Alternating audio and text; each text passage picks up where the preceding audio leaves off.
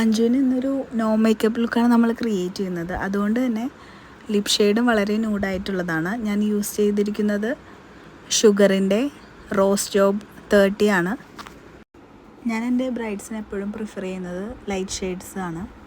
നിങ്ങളുടെ lip dry lips ആണെന്നുണ്ടെങ്കിൽ lipstick ഇടുന്നതിന് മുമ്പായിട്ട് ലിപ് സ്ക്രബ് അപ്ലൈ ചെയ്ത് നന്നായി സ്ക്രബ് ചെയ്തതിന് ശേഷം ലിപ് ബാം യൂസ് ചെയ്യുക.